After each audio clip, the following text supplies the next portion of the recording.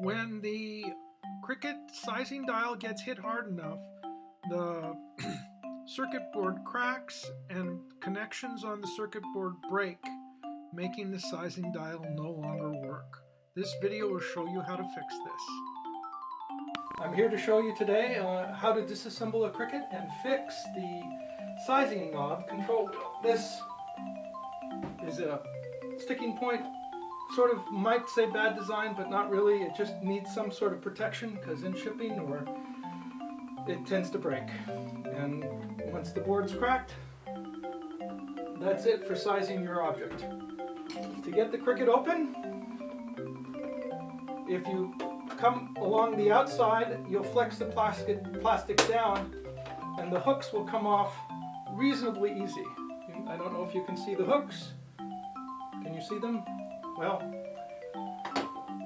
that gets the side protector off. Then we've got screws. Wise to have a muffin tin for your screws as you disassemble. I've taken the other screws out. The tin will help you keep your screws separate.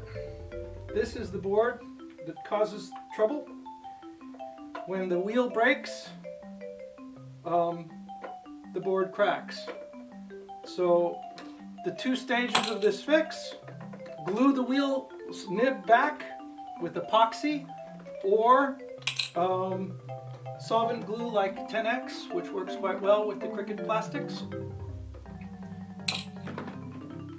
Got to unplug this.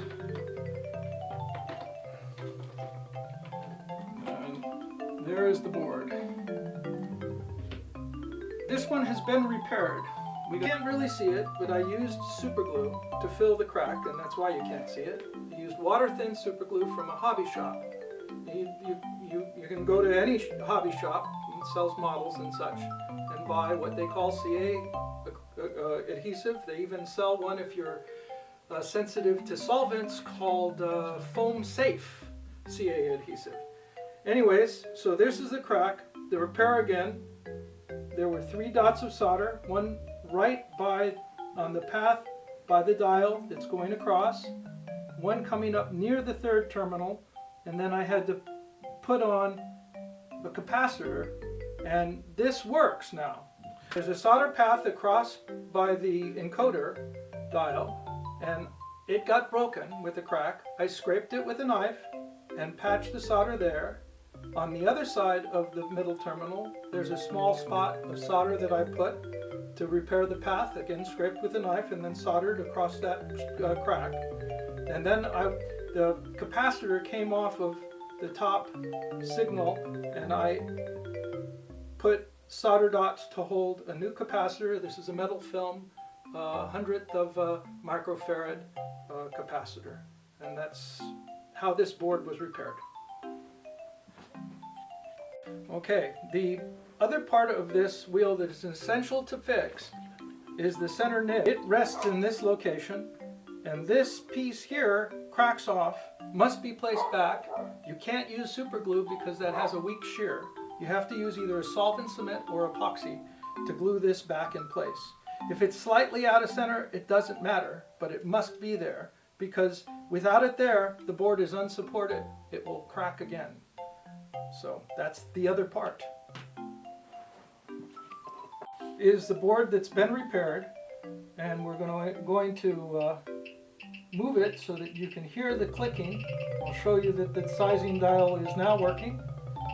Also wanted to tell you that the Cricut Create, its encoder, if you can get a hold of one, is just as good as this encoder, same circuit. The only thing that's different is the board shape.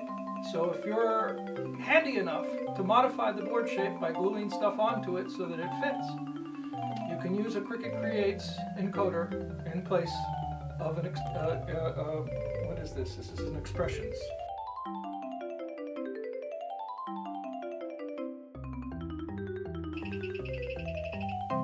Down to 1/4 inch and all the way up to 23.5, fully functional.